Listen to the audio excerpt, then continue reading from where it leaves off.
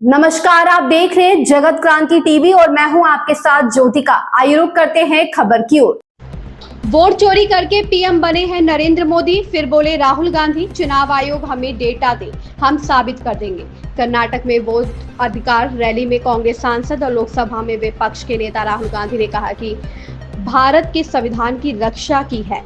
अंबेडकर जी, महात्मा गांधी, जवाहरलाल नेहरू और सरदार पटेल की आवाज भारत के संविधान में गूंजती है। बसवन्ना, नारायण गुरु और फुले जी की आवाज इसमें गूंजती है।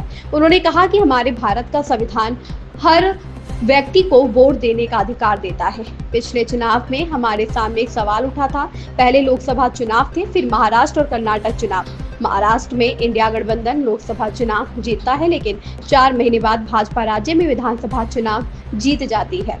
यह चौंकाने वाला था। हमने पाया कि महाराष्ट्र में विधानसभा चुनाव में 1 करोड़ नए मतदाताओं ने मतदान किया। राहुल गांधी ने कहा कि कल की प्रेस कॉन्फ्रेंस में हमने 100% साबित कर दिया है कि चुनाव आयोग और भाजपा ने वोटों की चोरी की है। उन्होंने साफ तौर पर कहा कि भाजपा की विचारधारा भारत के संविधान के विरुद्ध है। कांग्रेस का हर नेता और कार्यकर्ता इसकी रक्षा करेगा। भारत का चुनाव आयोग हमें पिछले 10 सालों की मतदाता सूचियां और वीडियो रिकॉर्डिंग तुरंत उपलब्ध कराए। उन्होंने कहा कि कर्नाटक में पोल ने बताया कि हमें 15-16 सीटें मिल रही हैं। हमारी पोलिंग के मुताबिक 16 सीटों पर हम आगे थे, लेकिन हमें सिर्फ 9 में जीत मिली।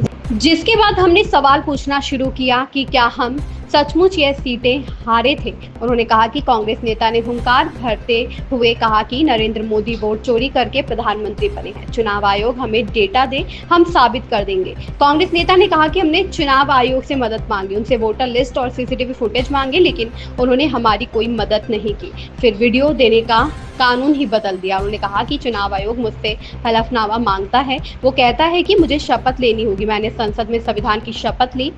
आज जब देश की जनता हमारे डेटा को लेकर सवाल पूछ रही है, तो चुनाव आयोग ने वेबसाइट ही बंद कर दी। चुनाव आयोग जानता है कि जनता उनसे सवाल पूछने लगी तो उनका पूरा ढांचा ढह गया।